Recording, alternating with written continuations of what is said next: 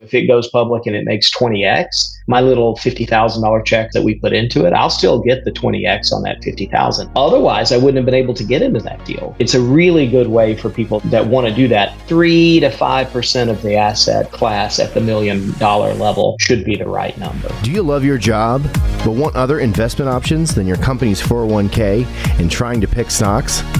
If so, you've come to the right place.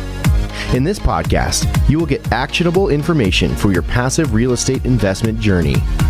Welcome back to another episode of Work Hard, Invest Harder podcast. Here's your host, Justin Dixon. Hey everybody, welcome back to another episode of the Work Hard, Invest Harder podcast. I'm your host, Justin Dixon, and today we have Trey Taylor on the podcast. He runs his own family office called Threadneedle, the Taylor Family Office, and this is going to be a unique episode because we dive into what kind of family offices and high net worth individuals are investing in. We talk about how they are putting together a syndication for a potential Major League Baseball expansion team. We talk about kind of some of the journey that he's been on from being a lawyer and now coming back in and having to run the family office. We dig into a book that he wrote called The CEO Only Does Three Things. So really, very interesting episode. Definitely some actionable things for people, even if you don't have enough money to have a family office like myself. So I think you'll still get a lot out of this episode. So let's get Trey on the pod. All right, Trey, welcome to the podcast. Happy to have you on, man. Justin, good to see you, man. I'm a fan of the work that you're doing. We got some mutual friends as well. So it's a great honor to be with you. Yeah, no, I'm excited to unpack your journey. So let's start there. Let's kind of talk about kind of what you're doing, where you are, and then we'll dig into some stuff. Yeah, so I think you know, but I run a family office. It's a single family office, meaning that we are managing internal family wealth for my family for the next 3 generations. We have 3 generations on board. And so the charter that we've set for ourselves is to sort of, make those longer term decisions that will benefit the next 3 generations of the family. We do that in a lot of different ways, different verticals and investments. And I'm sure that we'll unpack some of that as we get into it. Yeah. So how did you get into the family? Obviously, it's your family, your money, and all of that. So I guess, how did it come to about where you started a family office versus working with a financial advisor to kind of outsource the management of your wealth? Yeah, I think it's a great question. So, and I get this question from people like, how do I know when I'm sort of big enough to do it or what have you? So I answer it a couple of different ways. One, we had 3 catalyzing events that happened within basically 45 days of each other. We were super early investors in Airbnb. They went public in maybe February of 20. We had a big piece of real estate on the coast in Jacksonville, Florida that was undeveloped, and we sold that. And then we lost a family member, a Gen 2 family member who had a lot of real estate, younger kids, and had a ton of life insurance. So we had what may feel like a good problem. We had a lot of liquidity happen within about 45 days. And so that felt good for a week. The creeping fear of like, what are you doing with that money? How are you making it grow in the future? Inflation's coming, all of that sort of thing. So we began interviewing large multifamily offices and was so underwhelmed by the value prop that they were giving us and the things that they wanted to sell us and the fees that they were sort of charging. I just didn't think it was the right thing. So I called the family together and said, I think we ought to do this on our own. And I will run it for the first 3 years. I'll learn the business from the ground up. I have to step away from some of my other obligations. So long answer to a short question. In 2019, we formed Threadneedle, the Taylor Family Office. And then we've been in deployment mode basically since then. Yeah, I mean, having a lot of liquid money is a problem. It's a good problem to have, but it is a problem if you want to. It's better than the alternative, right? That's right. Yeah. That's right. Even right now, we're recording this in early November 2023. Having a lot of people that I talk to, whether they're high net worth people or work with funds and things, they're trying to keep some powder dry, just given what's going on in the world that I mostly spend my time in, and that's the commercial real estate space. So having a little powder dry is probably a good thing at the moment to prepare yourself for any really good low-hanging fruit, distressed opportunities to jump into. So completely agree. And just so you know, the average family office is keeping 38 to 48% of capital in cash right now, cash in short terms.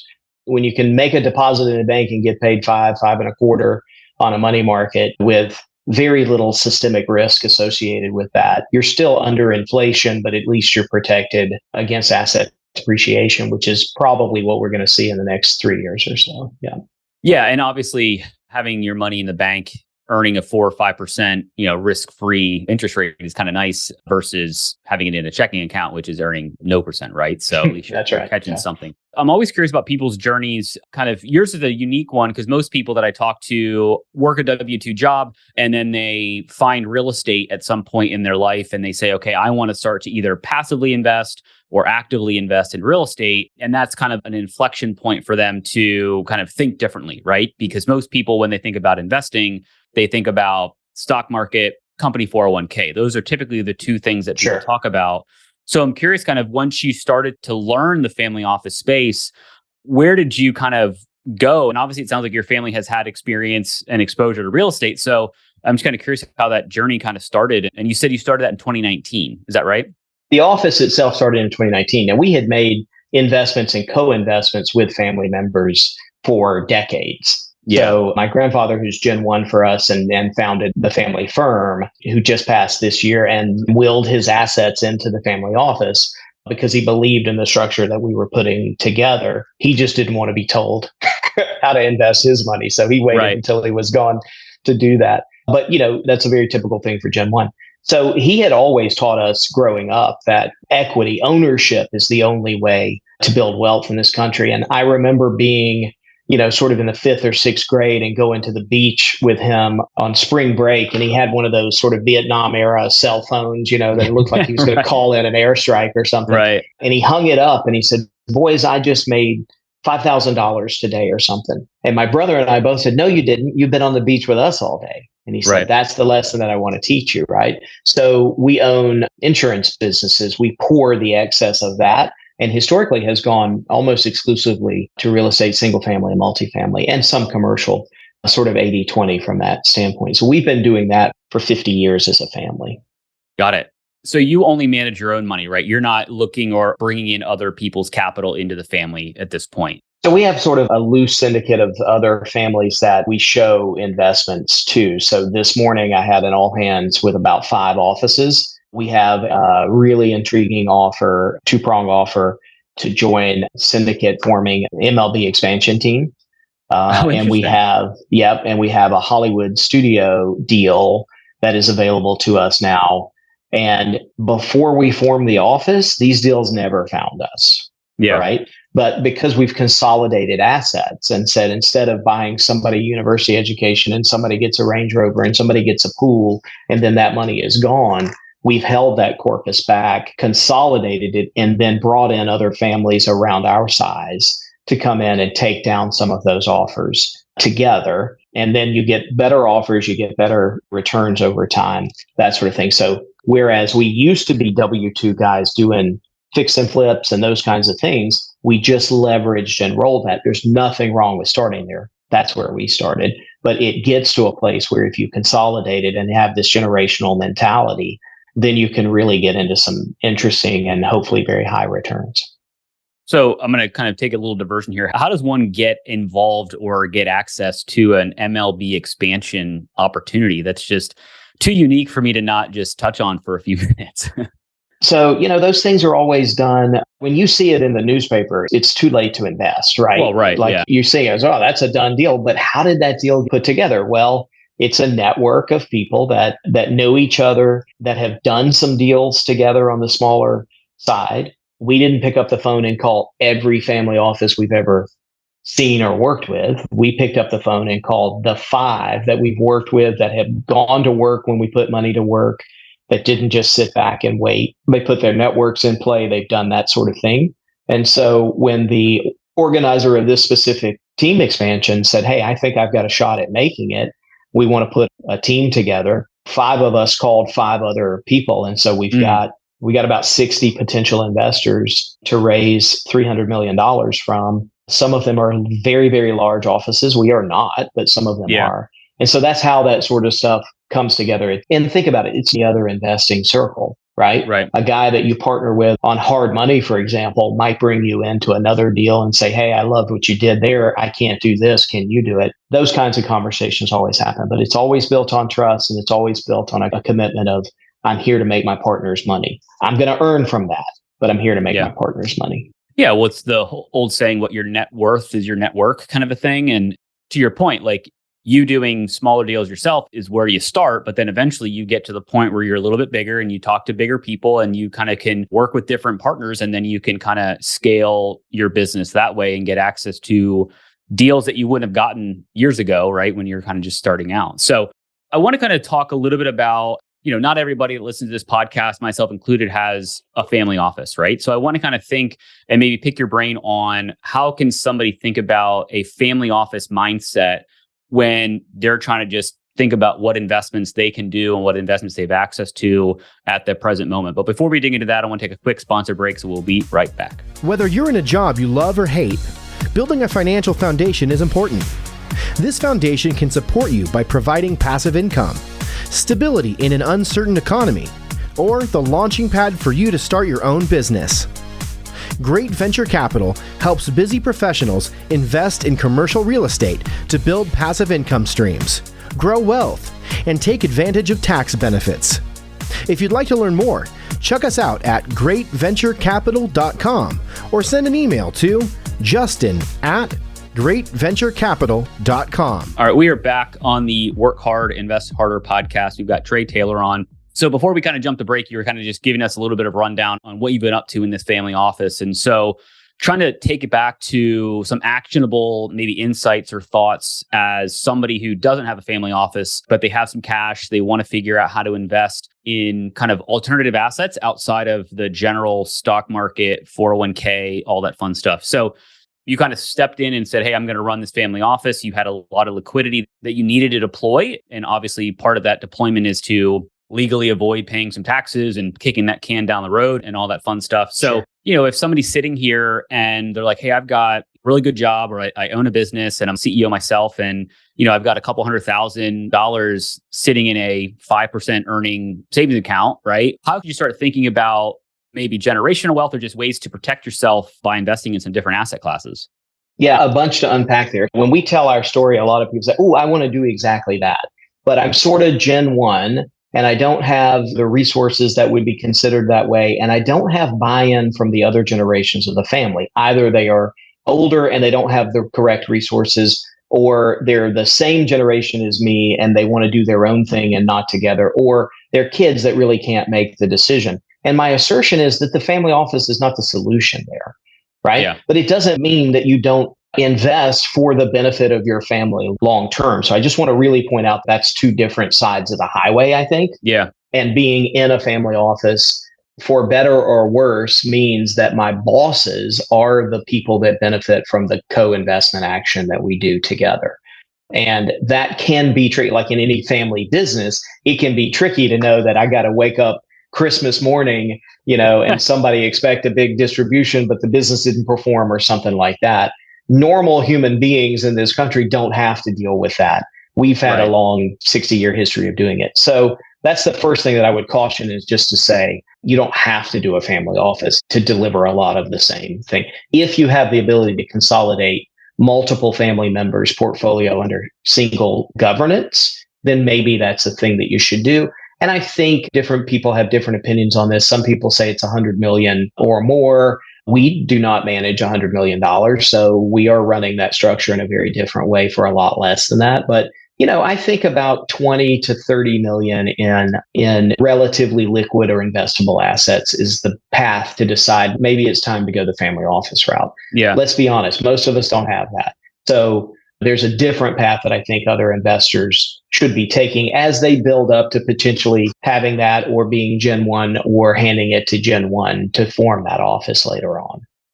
Got it. So I guess assuming that people listening to this don't have 20 to 30 million kind of investable assets to manage, maybe they have $500,000, $1 million, right? And they're like, okay, maybe they had an event, right? Maybe they sold a business and they got a check for $1 million.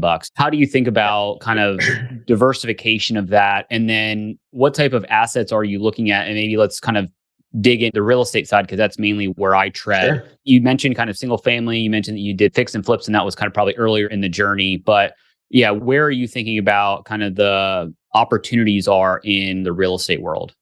Yeah, and it's a great question, and I can answer it from a family office standpoint. And then just remember that I invest my own money as well. Yeah, and so I still do fix and flips. I've got a wholesaler who calls me twice a week with deals, and we go look at every single one of them, and they may be a $55,000 deal. But if I can take and flip that thing, or if I can double wholesale it or something like that and put 10 grand in my pocket for making a phone call, I will do that all the time. I'm a deal hustler. I love my deal anyway. So if I was in that situation where I had those things, the first thing that you mentioned 401k is I don't like qualified money. So I can always do better than the government can mandate me to do. So I get it out of a 401k or any of the qualified money as soon as I can. And your financial planner may have a completely different opinion on that. If I can't do that, then I definitely want to get it into a self-directed vehicle. Yeah. And so I have one. I will only set those up in my businesses where they're self-directed for my employees and associates. And then you can buy the right things. And I'm a huge proponent of single family and small multifamily right now. Big multifamily is in jeopardy in a way that just because of the rising interest rates has put a cramp on a lot of those projects, which I'm in with some people that you and I know together. So yeah, it's a single family home place. I just talked to a guy this week who's in the Rio Grande Valley, and he can go put up a house suitable for rent or sale for about $200,000. And if you deploy that $200,000 and you can generate, he's renting those for $1,850 a month. Wow. So, I mean, that's a great return on new construction build at this point, because people will say, well, the inventory has doubled in the past year. Yeah, it's doubled to one of the lowest rates that it's ever been in the history of the country. Yeah. And that is going to keep prices stabilized, even in the face of an insane Fed adjusting the curve that way. So it's a very wordy way to say, I still like the single family home market. I love the buy and rent. I love the idea that we know that inflation's at whatever they lie and say that it is at 9% today. But what that means is you can get somebody else to pay you for an asset that's going to increase at least in pace with inflation. There is no better investment for that. Plus you get the tax benefits, plus you get cash flow. There's no better investment out there than that. Yeah, well, and also it's an affordability issue, right? Like a lot of the houses that are being built are not affordable to the average normal American worker, right? So they're still in that renting game, especially as you're hearing all of these big institutional investors are buying up a lot of the affordable housing to rent them back to people, right? So it's just going to continue to increase the rent and B, the prices of these homes, because they're going to be able to pay more than what you would as a fix and flipper, because they don't need the returns necessarily as much as you do, right? So I guess that's exactly right. And again, it's other people's money, right? It's the fact that somebody else is going to pay me to get the benefits of having cash flow and tax advantages. And then I can probably sell it anytime I want to sell it. I'll tell you, one of the strategies that we've employed in the past 12 months is we had about 162 rental homes as a family that we were holding. And we have approached every one of those tenants who are all long-term tenants at protected interest, rates. They have very good rents because we haven't raised them as we should over time. We've gone to them and said, look, we'll sell it to you, but we'll take the note back on it. Because I don't want to be in the landlord business and the shower curtain rod broke or the oven isn't working or the tree fell down, as much as I want to be holding a capital asset. Yeah. And so I'm giving up some of the appreciation on those houses. I know that. But I'm also simplifying life that I just have to collect a single payment for a note. So we've converted about 50% of that. January 1st, we'll convert about 50% of that block to just held notes instead of landlord-based hold to rent. Yeah, well, you're simplifying your life. And to your point, you're not getting the calls, or if you have property management, you're not having to pay for the property management because now you're just the bank in that scenario and you're giving them a house that they know, and you're probably selling it to them at a price that is they wouldn't get if you listed the property, right? You're probably trying to meet them somewhere in the middle so that they can stay and that you can still make your interest payment on that. So yeah, the whole seller financing kind of game is super interesting. I talked to a few people that do it mostly in the I talked to a guy the other day that did it in the mobile home park space, because a lot of those people are mom and pop owners and they still like the cash flow. They just don't want to have to deal with the issues. And that's a perfect way to do it. And, they get cash and somebody else takes care of the asset. So yeah, I love a creative finance deal. I love a seller note. All of that when we're looking at things, those make it interesting. And I'll tell you what we're going to see an absolute mushroom cloud on is sub-2 financing. And people are holding homes at 2.75% interest, and they have to move. So the only reason you're sort of moving right now is because you have to. Yeah. Right. Because you've got a good interest rate. You've got a good locked price on what you bought 2 to 3 years ago. If you're moving now to get an 8.5% mortgage, that's because you have to for a lifestyle. Well, maybe you don't. Maybe you can sub to the existing note and then go buy something with the proceeds. We are seeing a ton of those. Haven't done one lately, but we're seeing a ton of those. That makes sense. Explain that a little bit more. What does that mean? Somebody that owns a house that they bought 2-3 years ago, they've got a 2.5% interest rate. What would they do? How does that work? So you go in and you value the house and you say, I will purchase this house subject to the existing mortgage. Oh, got it. You take over that existing mortgage. Now, the mortgage, whoever's holding the mortgage doesn't want that necessarily. And so there are some, I don't want to call them tricks. It's all legal. It's all above board. And that mortgagor has the ability to call that note current if they figure out that you're doing that. And in this arbitrage environment where they could cash you out at 2.5% and relend that money at 8%, they may do that, but they have to find out about it. You don't have a proactive obligation, I don't think, to go and tell them about it.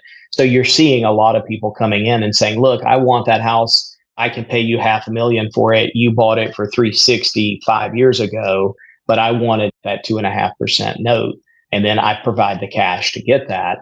Then I'm holding that asset at a lower price. I can rent it. I can do whatever I want to on that. Yeah. No, that's interesting. Yeah, I've heard of subject to in the past. So that's, I haven't talked to anybody about it recently, but that's interesting. Well, it hasn't made a lot of sense because the legacy mortgages were 5% and 7%. So it didn't make a ton of sense on that. But now it makes a lot of sense on the arbitrage between 2.5 and 8.5. Yeah. And just on the multifamily side, it's not exactly the same, but I'm seeing a lot of loan assumptions when people are selling they're selling and saying, hey, you can assume this 30-year fixed rate at 2.5%, 3.5%. And that's an attractive thing, especially if you're in the value add space and you've bought a variable rate bridge loan and now you're paying the price for that if you haven't bought a rate cap. And even if you did, it still doesn't, completely save you. So that's interesting. What other kind of interesting deals do you look at as a family office that, maybe the normal human being doesn't get access to? I'm just kind of curious to peek behind the curtain a little bit to see kind of how that works. And yeah, I'll tell you what, sort of the advent and the maturation of technology married with the really low cost of capital in the last 15 years has allowed a lot of sort of portfolio building to happen. And what I mean by that is if you have a 401k and you own some public stocks, do you own one?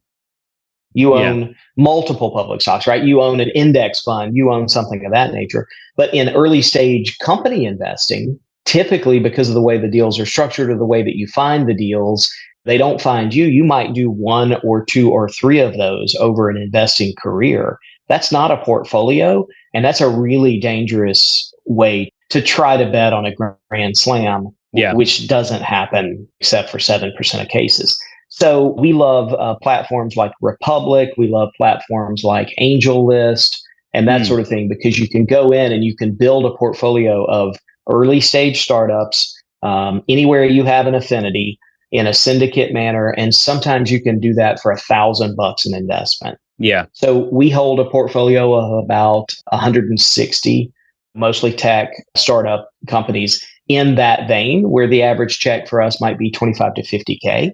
Yep. And then we're getting sort of venture size returns. It's a private venture fund that we've put together, basically. Yeah. So that's an example of where to go find deals. Yeah, no, it's interesting. And my wife and I started last year. Well, we moved here 3 years ago, but last year we started looking at angel investing, which is kind of what you were talking about, getting in very, very early stage, kind of back of the napkin ideas all the way up to kind of products that are in launch and they need some additional support. And to your point, the odds of that, if you just do one, the odds of that one hitting is slim, right? So you need to build a portfolio of investments and look at it that way versus saying, "Ooh, I like this product or this operator. Let me put 50, 100 grand in that." That's probably not the smartest move. Take that and spread it around to 5, 10 deals as opposed to just putting them all in one as far as that goes. So yeah, that's right. And it's a tricky thing to do. And people should do that only with about 3% of their portfolio. So the hypothetical guy we were talking about the other day, that's only $30,000.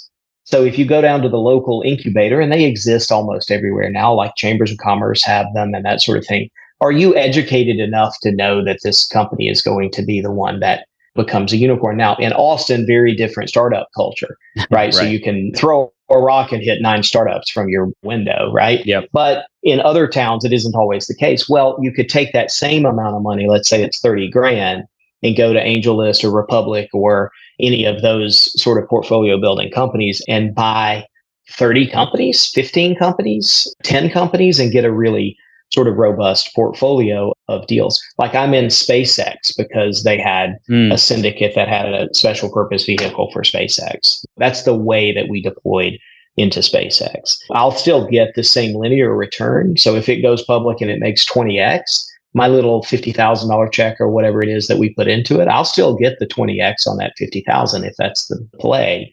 Otherwise, I wouldn't have been able to get into that deal because I'm not going to write a $500,000 check to go direct to the company and do it that way. So it's a really good way for people that want to do that. But again, 3 to 5% of the asset class at the $1 million level should be the right number. Yeah, I mean, that's your high risk bet, right? That's your boom bet. You got to build a platform, a financial foundation of kind of the vanilla real estate, stocks, all that stuff that are going to, hopefully ebb and flow. But then you have these big hits with these smaller investments, but bigger potential returns, right? Exactly right. Yeah.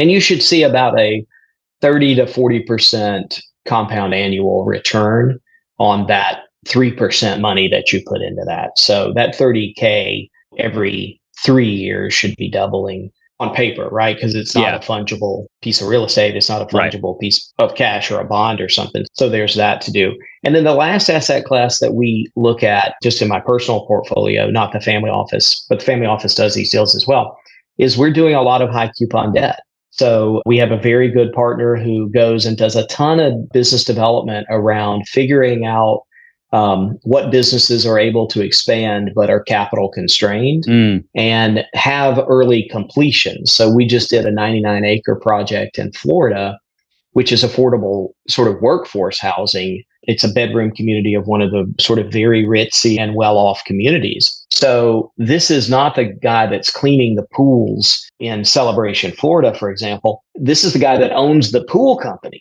He's a small business owner. He's going to buy that house for $500,000 to $700,000. It's real things. Well, the developer goes in and he can put 90 to 120 of those homes in this development that we've secured, but no bank will touch it because it's not titled. It's not everything put together. The assemblage just finished. So we loaned him $2.5 million. A syndicate of us loaned $2.5 million at 17%.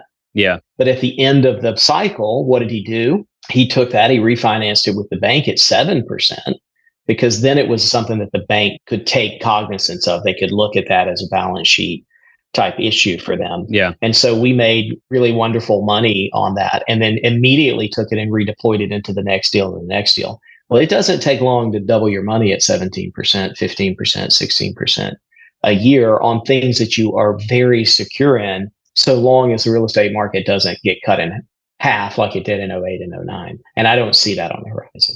Yeah, I like the diversification. I've started looking at debt funds, which sounds like kind of similar to what you're talking about, is kind of, you've got these people that need loans. Some of them are fix and flip loans. Some of them are kind of bridge loans, but they're lending at 10, 15, 20%. And then the person that invests in the debt fund, they get 8 to 10% return, maybe higher depending on where you sit in the stack and how much you invest. But from my standpoint, I'm like, oh, that's interesting because the multifamily space has the allure of, if everything goes right, you get cash flow plus appreciation, right? That's what you kind of think about in the syndication value add world. Well, we've realized over the last year that a lot of people have had distributions stop, right?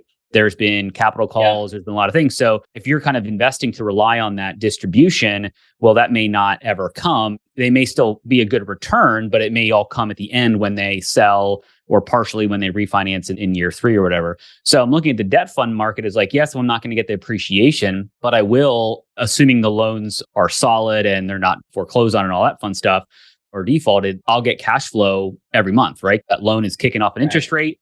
I'm going to get a portion of that. Obviously, the fund manager gets their cut as well. So I kind of like that as, okay, this is my cash flow. And then I invest in other real estate deals that are more, let me double, triple my money in 4 or 5 years. So that's kind of how I'm starting to think about things, just because I've been laser focused on multifamily over the last 3 years. And Some have been really good. Some of them are not doing as well as I had hoped, but I'm not alone in that misery. There's a lot of No, people. we're in the same boat with you as well. And you never look at the return of a stock until the day you sell it, right? But in real estate, we tie ourselves in knots all the time about, am I doing? It doesn't matter until we exit it. And if you've got the right deal where you've got pref rights and all that kind of stuff, you'll get paid. You just got to catch up with it. I feel like this is just a bit of a blip in the world. I'll tell you one of the aggravations that we're having, and our mutual friend that introduced us and I are having this problem together, is evictions. We can't get non-productive tenants out of our very nice complexes in very nice geographies. The court system is either backlogged or in cooperative with landlords in getting people out. And that's not okay. That system is supposed to serve us as well as serve other people. And I don't think that's working as well. So that's been a real shock to me. That can affect my bottom line as much as it does. I've talked to a few people that have deals in areas that historically have been landlord friendly and cooperative. And obviously COVID, every place had a moratorium and all that fun stuff. But even now, it's taking 3, 4, 5, 6 months just to get the court to hear the hearing and start the process. So it's almost like zip code to zip code in some areas where some are good, some are bad in that sense. So, and I know that a lot of people, they buy typically in landlord friendly states just for this simple fact that if people aren't paying, we have a mechanism to move them on and backfill them with a paying tenant. And some of those states are having just as hard time as a non-landlord friendly state from what I've heard. Yeah, and keys for cash just doesn't work now. Yeah. So if I go in and say you're renting for $650 and we're going to rent this thing for $1,300 upon completion of the reno, how much do you give that person? And we've been asked for $10,000 for somebody to move out who simply will not pay because they know they don't have to for a while.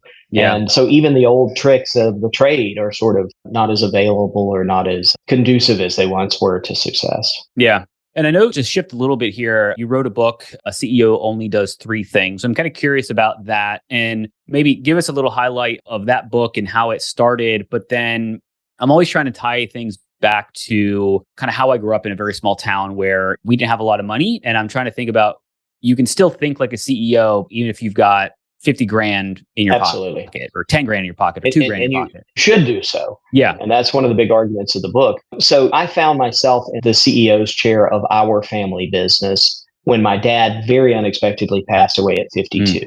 And so I had this whole other career. I'm an attorney by training. I was in the venture capital industry for many years. I worked in-house at some of the biggest companies on earth, helping them figure out and execute a venture capital and investment-based strategy. And then my dad passes and it's like, there's nobody to run the business. Come home and run the business.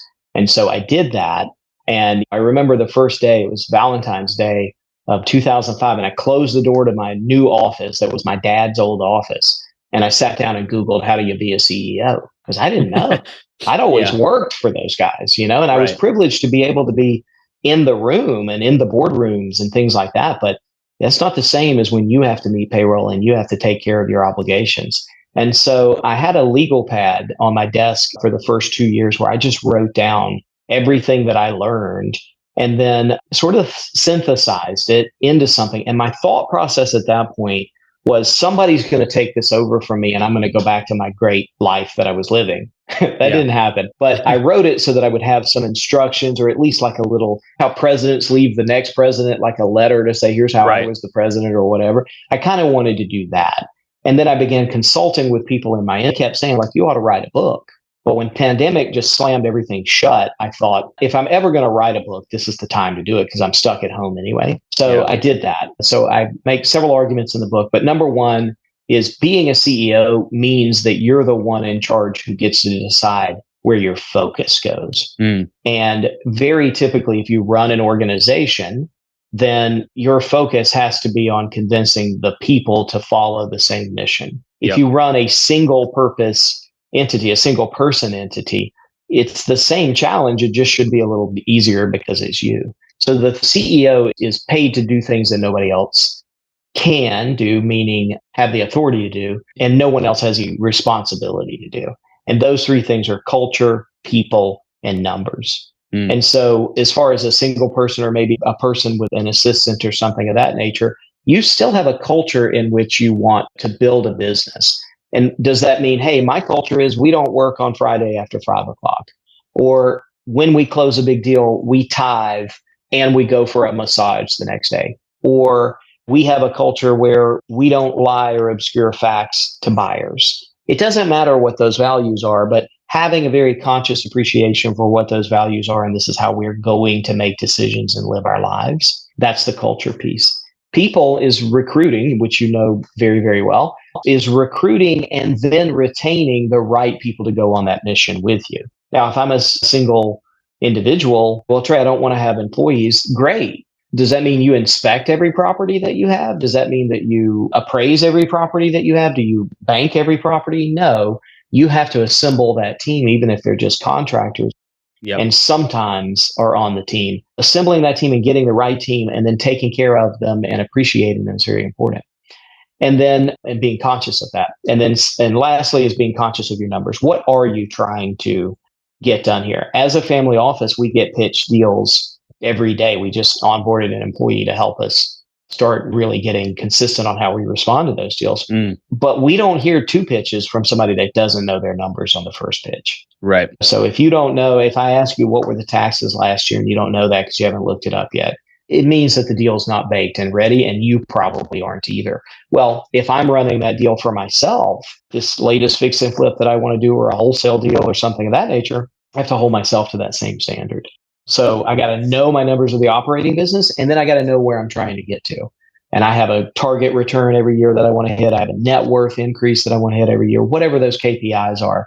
That's for me to do. And when I'm in a bigger organization, it's for me to share those goals with everybody else in the organization. Culture, people, numbers. That's the CEO's job. Yeah. And I think, as a solo entrepreneur at the moment, I have an employee starting on Monday, which I'm pumped about for my recruiting business. It is true. Like, even though my culture is me, right, I still have to set my own schedule and my own focus. And I also have to, one of the benefits of starting your own business is you get to sometimes pick who you work with, and that includes clients, right? So I enjoy when I say no to a client because they don't fit my values, and you have the ability to kind of pick and choose, right? And so I think, to your point, whether you're running a business of 1 or 1,000, as a CEO, as a runner of that business, you still need to hold yourself and accountable. And the people part, to your point, is your vendors, your partners, your suppliers, all that stuff. So that's exactly right. My contractor is the most important member of that team for me. I've been through them all, and I've got a guy now that I can say, I taught him. This is how we talk about ARV, right? These are the numbers. So I can send him to look at a property that I never even visit. And he comes back and says, I can put this in and you'll get an ARV, and here's your return. Yeah. And he and I have JV'd a couple of properties because he sees how sweet they are. But he's an important member of my team, and I take care of him in a great way. His son goes to a certain college that we absolutely hate because of football rivalry. But during the rivalry game, like, I made sure that the kid got tickets into the sort of VIP area where he wanted to be. That's one of the ways that I take care of my contractor and take care of my teammate. Yeah. It's interesting. Well, we've been chatting for about 40 minutes now. I'm kind of curious, as we kind of wind to the end here, what are you seeing, or what are you being pitched that may be different than what you were getting pitched 2 years ago? Because the world is much different. Capital is more expensive. I'm just kind of curious. And maybe after that, what's your kind of vision for 24 and all of that? Where can people see some maybe outpaced returns based on what you're hearing? Because you obviously have a closer ear to some of the creative deals that are out there than maybe the average Joe. Yeah. If we stick just to real estate, I'm a huge fan of 4 and 8 and 12 plexes, sort of mini multifamily. I love the returns on those. I love the fact that they can be managed really well. I love the fact that you can, with a very little amount of money, impact the beauty of the place, increase the rents, and those kinds of things. And you aren't stuck in the large corporate world of 3,000 doors or something of that nature. So those are always harder and harder to find, but I'm a huge fan of those. I'm a huge fan of any duplex that I can get my hands on, because I can go vacant on half of a building and still make my note payment and obligations, and everything else is gravy. I love those things too. So we build those and we buy them pretty much anywhere we can get our hands on them. And then I love the fact that for some people in our lives, we will help them get their first home purchase in a duplex and let the tenant on the other side of the wall pay the note for them and live that way for 3 to 4 years or 2 to 3 years. So I love that space completely. Yeah. So that's my real estate answer. And we are continuing to look for those where we can find them. In the other world, I think that we have reached multiple crest, which means I think that most businesses that are going to be purchasable are going to be purchasable for less money in the future than they are today. So I think we'll see some retrenchment on that. So if you've had your eye on a high cash flow muffler shop or something of that nature, I think you'll be able to buy that for a lot less money in 2 years from now than you are today, if that's one of the ways you want to build a cash flow business. I'll tell you, the surprise for us this year is, when you invest in early stage startups, you understand that about 40% of them are just going to disappear. Yeah. We have stepped in this year and purchased 2 and almost purchased 3 of some investments that we had made that were failing. And we knew we were going to go to zero. We stepped in and said, look, we'll buy the assets. And so one of those deals we bought for about $20,000 plus sweat equity. And we have an offer, we have a term sheet on $4 million for that right now. Now, super contingent and 10 things have to happen. And I don't hold a lot of confidence in that offer. But if it comes through, I mean, you can't get a return like that on anything. Like you have to discover oil in the backyard or something. So, but I think we're going to see a lot more of those. And so we are in a planning session on Friday of this week with my team to say, hey, how much of this cash do we need to allocate to these special situations? And just to tie in a little bit to that, the other thing that we're seeing pitched a lot more now than we were 6 months ago are these distressed opportunity funds, these turnaround funds. So in real estate, you see them. In PE, you see them as well. Yeah, I'm also curious. I've been talking to a friend of mine that he's been thinking about kind of roll-ups in the kind of services industry. So plumbers, HVAC, roofers, because no matter how much technology we make that helps our lives kind of do what we're doing now, we still need somebody to fix the toilet. We still need somebody to fix the HVAC system. Robots aren't able to do that at the present moment. So, and a lot of these services businesses are mom and pop, they're boomers. And so they're at the point in their life where they probably are like, I don't want to do this anymore. And they also don't want to grow their business, right? They have a steady Eddie business. It's them and maybe 2 other people or something like that. And they make a comfortable living. But now they're like, well, I don't want to go through another downturn, right? I don't want to do that again. Have you been pitched kind of those types of opportunities in a sense of like, hey, we're going to go out, we're going to raise money, we're going to buy 30 of these HVAC contractors in a given market, rebrand it, and then run it, and then sell it to a larger PE because they want to get into that business, but they don't want to do the roll-up. They don't want to do all that work. Yeah, so that's been a mainstay of the world since capital got cheap.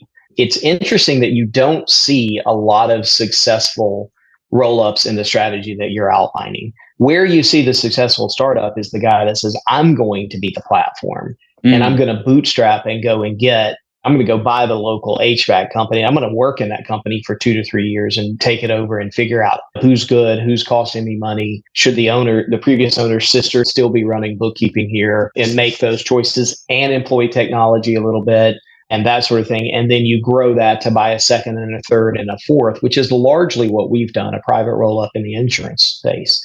So we bought and sold books of business, other agencies along the years. And we buy that at a 5 multiple and potentially can sell it at 12 to 14 multiple. That's a pretty good way to do it. But I'm paying attention to the bottom line cash flow. Yeah. So I bet we get pitched a roll up a week on the other model that, I'm not really in the space, but I can see the numbers and they're really good. I want you to give me $4 million to go out and roll up 4 of these companies and that sort of thing. I'm not saying that doesn't work. It's just few and far between where I see that they make the splash that they do. Now, interestingly, both Carta and AngelList now have a roll-up product that you can buy from them. It's all the legal work and a ton of the accounting work done for you. So I think you might see some efficiencies created there, and that's interesting. And I do love the underlying premise of that. And I would invest in the right one. I just happen to be investing in the one that I know the best, which is the insurance space right now. And what kind of insurance is it? We largely do employee benefits. Yeah. Oh, got it. Health insurance and supplemental insurances and things like that. But there's always a roll up going on in property and casualty insurance, always. Yeah. No, that's interesting. Well, Trey, it's been awesome talking with you. I want to kind of round out the conversation here with the 3-pack of questions that I ask every guest. So this one's going to be a little bit different because you've kind of been in the family office space, but you do real estate. So what is one piece of advice that got you started or helped you along your real estate journey? I don't know that this will be popular advice, but it is accurate. My dad told me if you can't afford to put 20% down, you can't afford the real estate.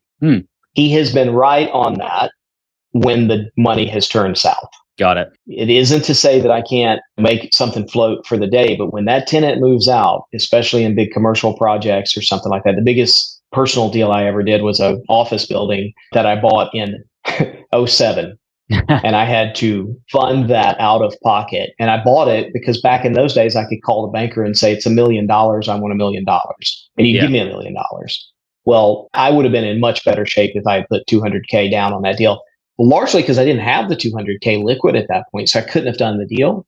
And I wouldn't have had that problem happen, for the next 3 to 5 years on that, where I was subsidizing that out of my pocket to the tune of $10,000 a month sometimes. Yeah. So it's a good rule of thumb. I'm not saying you have to obey it every time, but that's been one of the biggest pieces of advice that when I didn't follow it, I felt bad about it. Got it. No, that's interesting. All right. What is your favorite real estate or business book that you're into right now, other than the book that you have? Obviously, my book is the one that I obsess over, of course. Look, I have a personal habit. For 23 years, I've read 100 books a year. And so It is really hard for me to say what's my favorite, but I go back to a handful of books all the time. Okay. Obviously, Rich Dad, Poor Dad is something that everybody has read and should read with your kids. Because you want to change their mindset to escape a trap before they get into it. That's obviously one. I read The Alchemist every year. That's a mind seasoning book that I think is incredible. I think Traction is incredible. I think Profit First is incredible. Every time I get sideways financially with some endeavor, I look and it's like, you're not doing Profit First. And so I have to discipline myself to come back to that every single year. There's another book called The Goal, and every MBA student on earth reads that book in their MBA program. And it's a professor that wrote it. And it's one of those sort of fables or novelizations almost, where they tell a story, but you're getting the learning from that story. I think that is good. You're not allowed to work for me until you've read that book. So I give that in the interview process, that if you get the job, you have to have read that book before you start. The last one is a book that I love. I know the author, and I think it's really fabulous. And it's called Linked.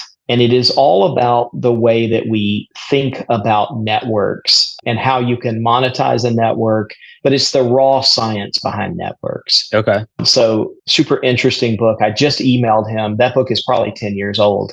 And I emailed him earlier in the year and I said, are you not bringing a second edition of this book? And he sort of moved on to some other stuff. And I'm like, dude, I wish you would do it. I'm not going to do it, but I wish you would. So Linked is another really good book there. Got it. This last question may be relevant, may not be, but I'll ask it anyway because I ask everybody it. If you hit your financial freedom number, meaning you can live an amazing life just off the passive income from your investments, what would you do? My wife and I would move to Italy for 1 year. We have this in the plan. We were supposed to do that May of last year, and then she got pregnant with our third baby. Got it. So we have a 13, 11, and a 1-year-old now. So that was a surprise, a good surprise, but it knocked us off our plan for that standpoint. So we pretty much are at our financial freedom number at this stage. And so that is the plan for us, is to go live in a foreign culture so that our kids grow up with a little bit of enlightenment, because we live in a small town now and I want them to see that other people live and think differently. So that's a really big thing for us. Yeah. Awesome. Very cool. Well, Trey, it's been awesome talking with you. If people want to learn more about you, they want to pick your brain, whatever, what's the best way to kind of connect with you? Yeah. So if you like the kinds of things that we've talked about, I do a newsletter that's plantyourflag.live, and it's a Substack. It's free. I'm never going to charge for it. We've got about 11 to 12,000 people that read that. And I'll get up one day and it's really, I'm writing for myself. I'm working things out for myself. So I talk a lot about what the Fed is doing and what the M2 money supply rate is and those kinds of things, which I try to demystify for myself. Yeah. I do a little bit of demographics and economics and things like that. I don't do politics in that newsletter. I'm a political person, but I don't think that's conducive to the discussion that I want to have there. So I do a lot of that sort of armchair economics in that place.